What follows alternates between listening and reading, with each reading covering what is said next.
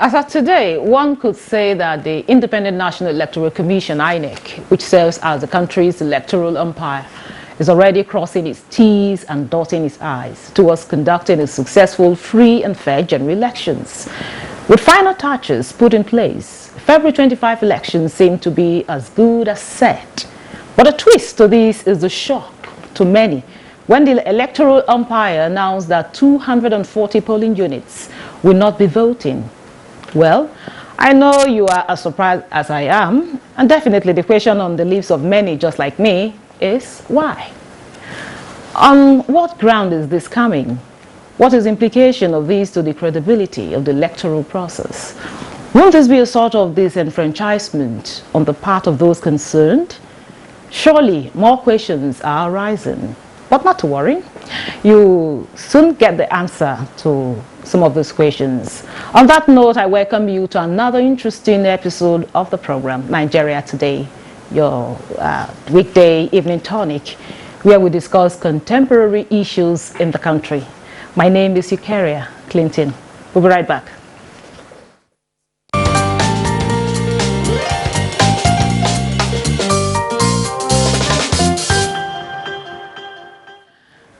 With me to discuss the topic, INEC's exemption of 240 polling units from voting, is Paul James from Yaga, Africa. Welcome to the program. Thank you very much for the invitation. But before we start the conversation, let's listen to the explanation of, on the issue from the INEC chairman.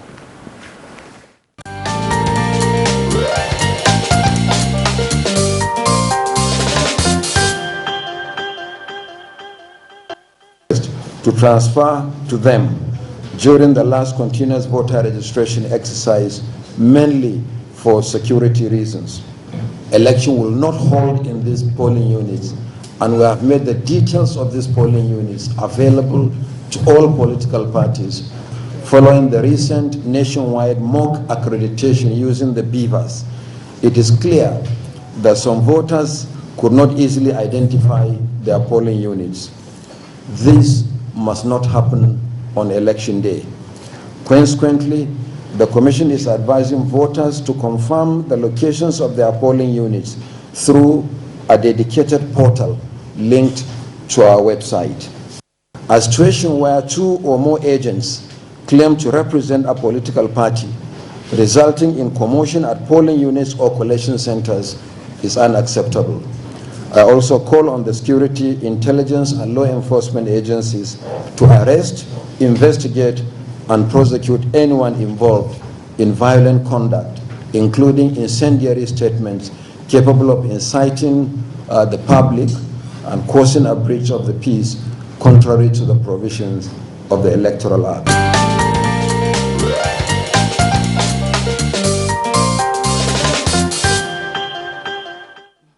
Welcome back. So, Paul, you had the INEC chairman there. How would you describe some of the things the INEC chairman said there? Well, I wasn't surprised that this is coming from INEC. We have seen it in other elections, in Anambra election from 2021, in the election that followed also. There were locations where INEC actually did not conduct elections. In Anambra, I think about 58 locations where INEC has 0 voters allocated to the polling unit, so it did not conduct the elections in those locations. But one thing that is concerning from this speech is that INEC was not clear enough to tell Nigerians whether these are newly created polling units or the polling units that are part of the existing polling unit from even 2019. If you recall, in 2019, we got 119,973 polling units and then 56,000 voting points. And I converted these voting points to polling units. Now, whilst there were voting points, if you recall, there was voter at least in every of these polling units. Before you continue, the information is we gathered is that these polling units are part of the newly created, polling units from the 56,000, just like you rightly mentioned, and 240 polling units spread across 28 states and the Federal Capital Territory, Abuja. So, continue. Well, I don't know where the information came from, but from the speech by the chairman, he mentioned 28 states that will be affected, and then with polling units ranging between 1 and 12. The highest is Imo State with 38 polling units that will have 0 voters, and then Taraba State 34 polling units with 0 voters. But like I said, this is not surprising. This is expected. If you recall how this whole exercise happened, how it told from early 2020, that INEC started expanding the polling unit to create access to voters. A lot of questions were asked about how INEC intended to allocate the polling units to voters, how INEC intended to improve communication on the locations of those polling units.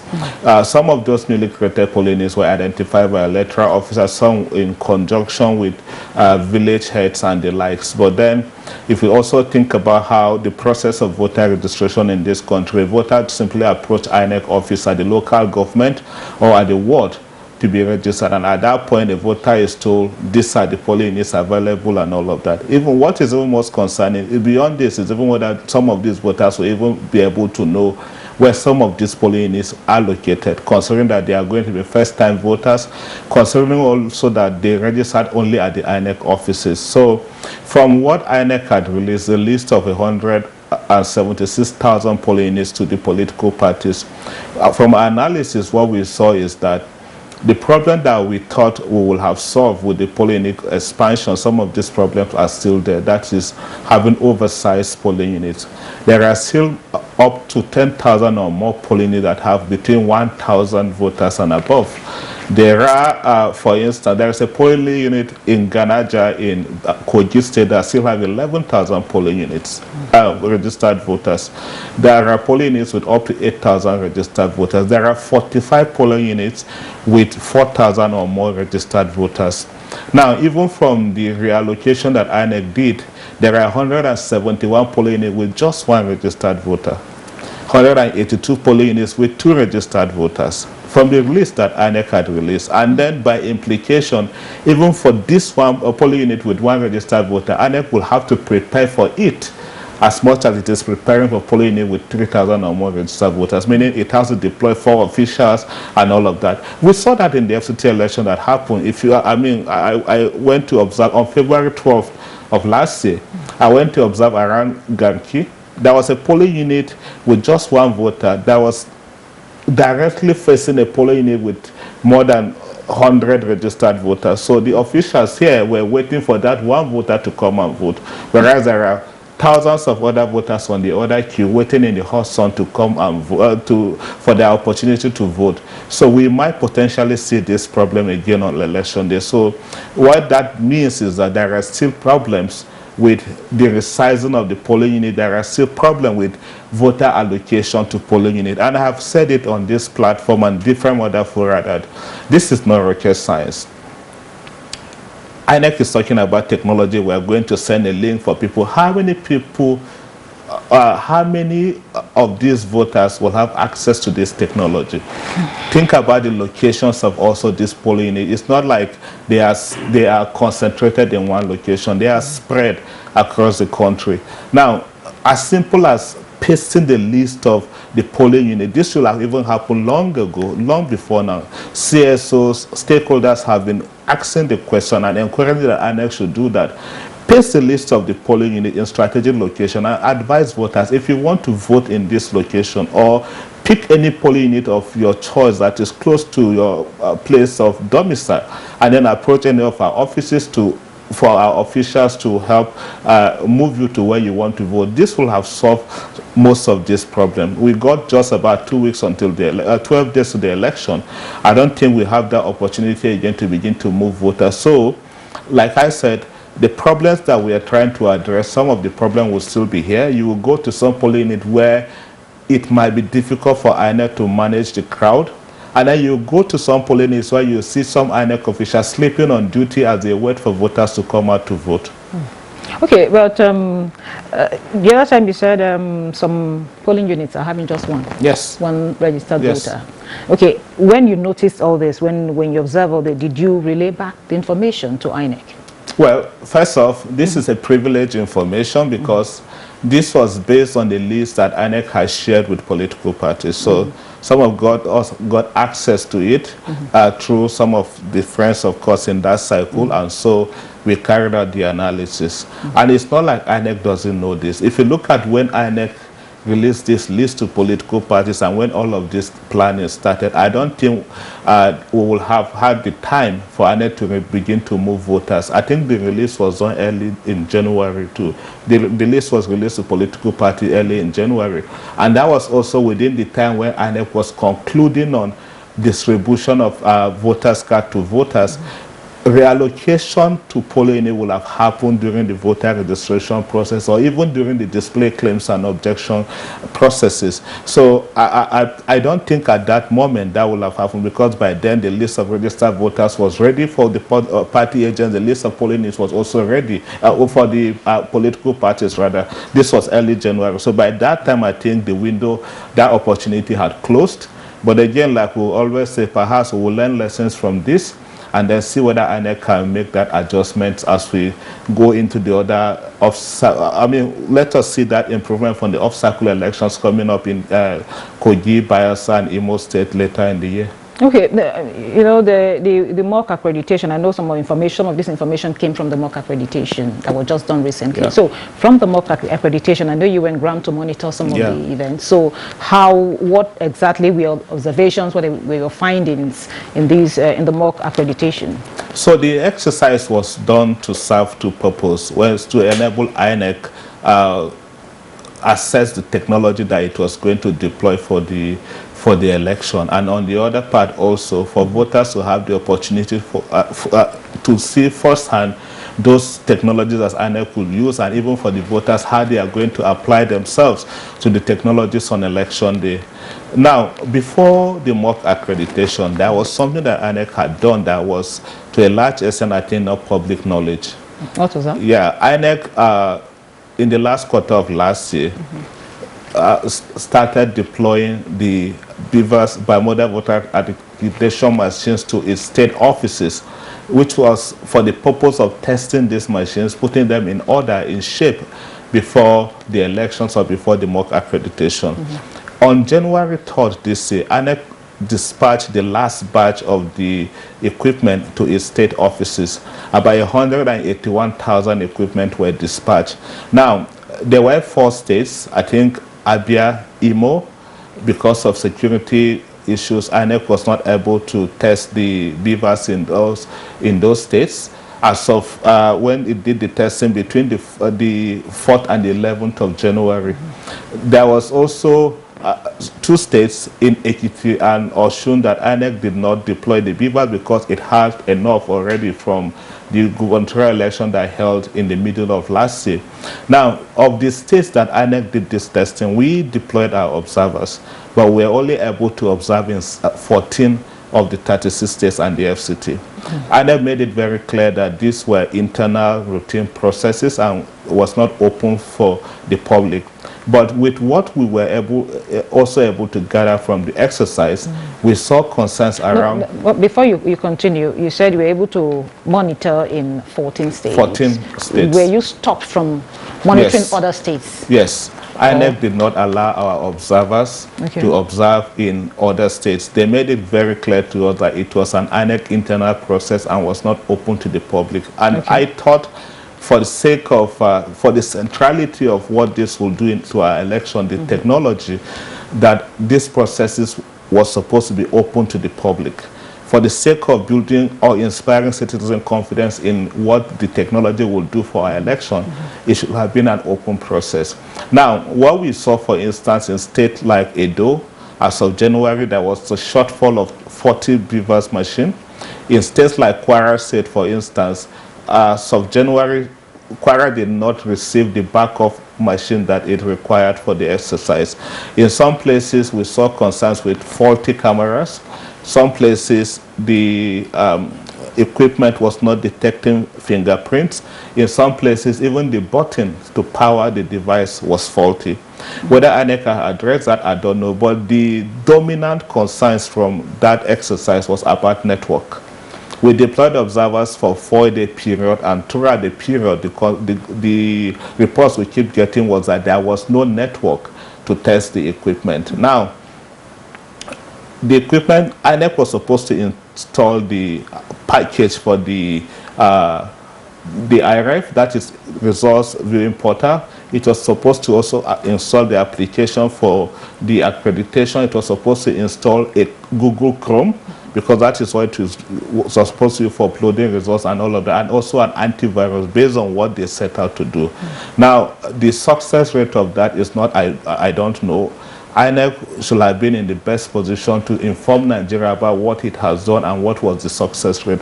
So perhaps the mock exercise that happened on February 4th was that opportunity for INEC to do that.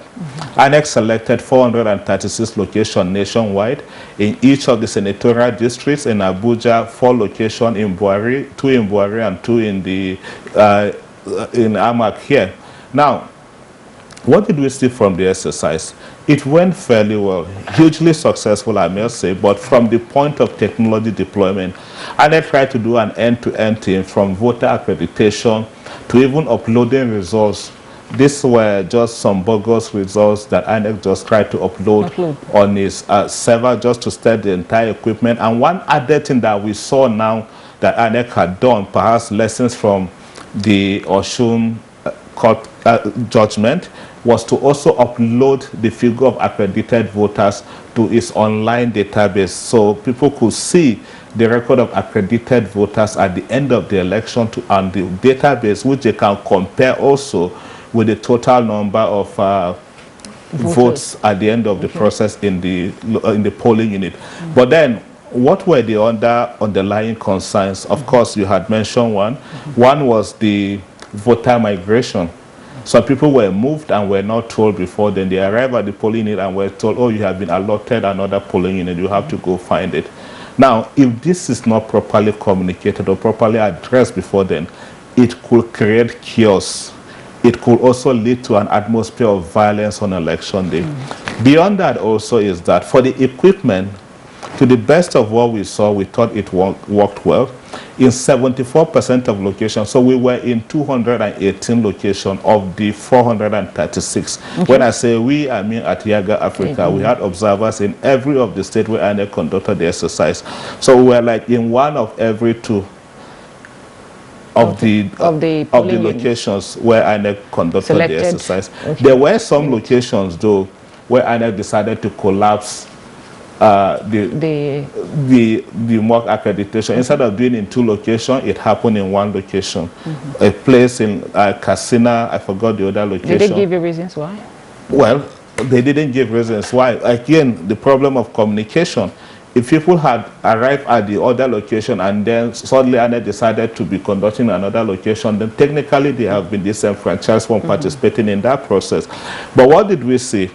There were locations where, I mean, the processing of voters, in 74% of the location we visited, it took between 1 to 2 minutes to process a voter.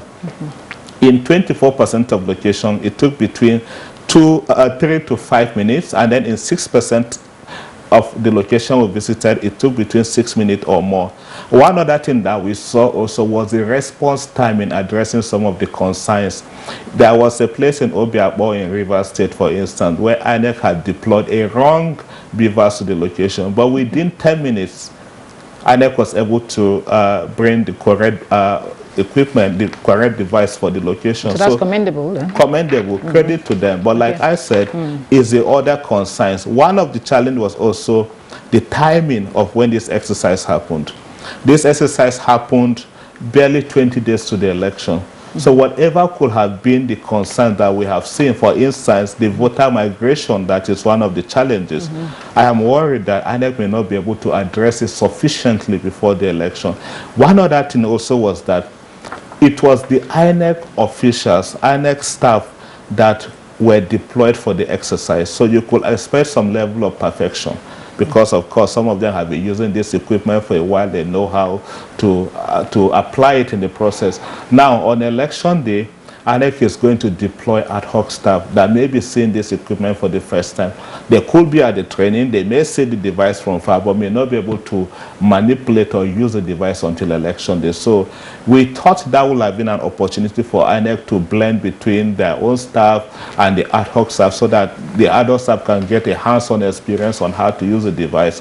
But again, some of them may have to wait until election day to perhaps see the device or use the device for the first time. So the upload of results also, that only happened in 16 of the states that INEC conducted the exercise. So meaning there is still concerns about the compliance with the INEC guidelines, especially from its own staff. So I am hoping that INEC will also have received our report, but even from its own internal processes, that it has been able to audit or review what had happened on February 4th, and will be able to make some adjustments before the election on February 25th. Okay, I've had a lot of issues you raised there, but to be fair to INEC, the chairman also addressed some of the issues, the decongesting of some of the, polling units, and he also showed that those that have been, taken to other polling units, we get the information via WhatsApp and messages and all of that. I think he said that even though we're not able to get all the information in that, tracker, but he also mentioned these areas. However, I know you talked about the issues, but now let's look at the areas where you think they are doing well. And in other words, we also want to know, are we prepared for this election in your own view? By our estimation, based on what INEC did the last time, we thought they did well. But then I said I was concerned. I don't know whether they cherry pick some of these locations or even the devices. For instance, there was an attempt to even deploy more than one device just to test as many devices as possible. We saw in 35% of locations that we had observers that INEC deployed 2 or more devices. So there was the opportunity to try or test multiple devices. So it worked in that front. But again, public communication is very important, and that is the area that I think INEC is still struggling. How many days to the election? Again, 12 days. And it's today that the INEC chairman is mentioning that there will be a WhatsApp link where people can begin to confirm where they are going to vote. I wish them luck with that. But then, again, a big question, how many people, some people are even apathetic to some of this technology, especially WhatsApp. Some people think it's invasion of even their privacy for people to forward in things to them and all of that. So it's also, this is, for me, perhaps a wake-up call even for stakeholders to begin to see how we can help INEC in this process, because this is an election that concerns everyone. If those links are up, if there are the opportunities for others to help people locate where they are going to vote, I think all of us should just see how we can make that possible. Okay, so these are your recommendations, or you have other recommendations that can make it better, because we're looking for the way forward.